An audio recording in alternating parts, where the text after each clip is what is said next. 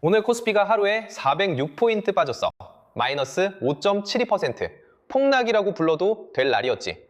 그런데 말이야, 이렇게 무너진 날에도 오른 종목이 있었어. 그것도 82개나. 어떻게 이런 일이 생겼을까? 오늘은 그 이유를 같이 찾아볼 거야. 지수만 보면 오늘은 눈을 감고 싶은 날이야. 종가는 6690.62, 6700선도 내줬어. 코스피 200 안에서 내린 종목은 116개였어. 그런데 오른 종목도 있었지. 82종목, 5 중 2꼴이야. 다 같이 무너진 게 아니라는 뜻이지. 오늘 시장은 종목을 골라냈어. 안녕. 뉴스는 무슨 일이 있었는지 말해. 나는 다음에 뭘 봐야 하는지 말할게. 이코노미터야. 오늘 같은 날 다들 이렇게 말해. 시장이 공포에 빠졌다고. 절반은 맞아. 근데 나머지 절반은 아니야. 공포에 빠진 날은 좋은 것도 나쁜 것도 같이 던져지거든. 그런데 오늘은 던져진 쪽과 담긴 쪽이 따로 있었어.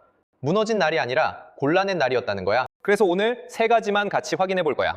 첫째, 지수를 이만큼 끌어내린 게 누구였나? 둘째, 이 폭락장에서 오른 종목은 뭐가 달랐나? 셋째, 반대로 제일 크게 맞은 종목은 왜 맞았나? 영상 끝에 오늘의 체크포인트 하나 줄게.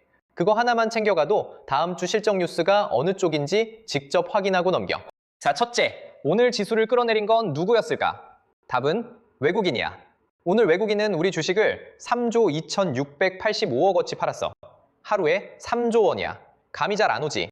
그러면 그 물량을 누가 받았는지 같이 놓고 볼게. 오늘 개인은 5조 1783억을 샀거든. 외국인이 던진 걸 개인이 통째로 받아낸 그림이야. 기관도 1조 9천억을 팔았고. 그러니까 오늘 장은 외국인과 기관이 밀어내리고 개인이 받아낸 장이었어. 여기서 이런 생각이 들 수 있어. 외국인 파는 날이야. 늘 있는 거 아니냐고. 맞아. 근데 오늘은 한 가지가 달랐어. 같은 외국인이 선물 시장에선 831억을 샀거든. 현물은 팔고 선물은 사고 방향이 반대지? 그럼 위험을 덜어두는 해치 아니냐고 할 수도 있어. 그것도 직접 나눠보면 답이 나와. 선물에서 산 금액을 현물에서 판 금액으로 나누면 2.5%야. 200만 원어치를 던지면서 5만 원을 되사둔 셈이지. 이 정도면 안전벨트라고 부르기도 민망해. 적어도 이 두 금액만 놓고 보면 안전벨트를 단단히 메고 던졌다고 보긴 어려워. 그럼 뭘 던졌길래 지수가 이렇게 빠졌을까? 우리 시장의 심장, 반도체였어. 삼성전자가 마이너스 7.59% 빠졌어. SK하이닉스는 마이너스 8.34% 빠졌고, 시가총액 1등과 2등이 같은 날 이만큼 빠지면 지수는 버틸 재간이 없어. 실제로 정보기술 업종 전체가 마이너스 8.27%로 꼴찌였어. 하루 안쪽도 잔인했어. 아침 9시엔 최천선이었어. 그러다 오후 내내 흘러내렸지. 저점이 6650, 위아래 차이가 350포인트야. 아침에 반등을 기대했던 사람일수록 더 힘든 하루였어. 자, 여기서 진짜는 지금부터야. 이렇게 무너진 날에도 오른 업종이 있었어. 1등은 헬스케어야. 플러스 3.7% 올랐어. 필수 소비재도 올랐고 철강과 소재도 소폭이지만 플러스였어. 이런 날 돈이 어디로 숨는지 보여주는 그림이지. 그 중에서도 오늘의 주인공은 삼성바이오로직스야. 시장이 통째로 무너지는 날에 혼자 플러스 10.08% 올랐어. 왜 이 종목만 반대로 갔을까? 오늘 실적이 나왔거든. 상반기 영업이익이 1조 원을 넘겼다고 발표했어. 여기서 또 이런 생각이 들 거야. 실적 좋으면 오르는 거 너무 당연한 거 아니야? 맞아. 근데 오늘 같은 폭락장에선 당연하지 않아. 공포가 덮치는 날엔 좋은 것도 같이 던져지거든. 그런데 오늘은 외국인과 기관이 이 종목을 같이 담았어. 이익이 눈으로 확인되니까 무너지는 장에서도 돈이 남은 거야. 자, 그럼 마지막 셋째. 반대로 오늘 제일 크게 맞은 종목은 왜 맞았을까? 기아가 마이너스 12.88%로 무너졌어. 그런데 기아는 오늘 장사를 못해서 맞은 게 아니야. 매출은 최근 3년 중에 제일 컸거든. 그런데 영업이익이 지난해보다 줄었어. 많이 팔고도 덜 벌었다는 뜻이야. 시장은 거기에 실망 매물을 던진 거고, 현대오토에버는 실적 발표 전이야. 모기업 현대차 이익이 크게 줄었다는 소식에 같이 마이너스 11.86%로 밀렸어. 두산마켓은 영업이익이 늘었다는 발표에도 마이너스 9.96%로 무너졌어.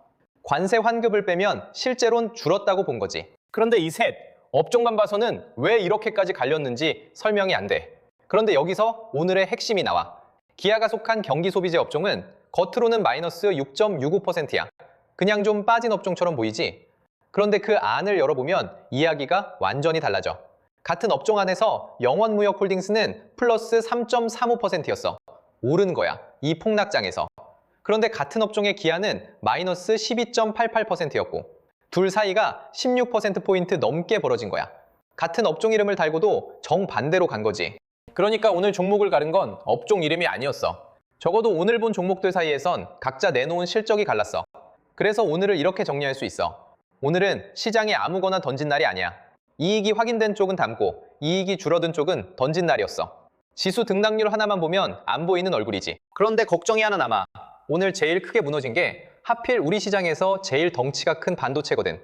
코스피는 반도체 비중이 커서 삼성전자와 SK하이닉스가 안 붙으면 지수가 못 올라.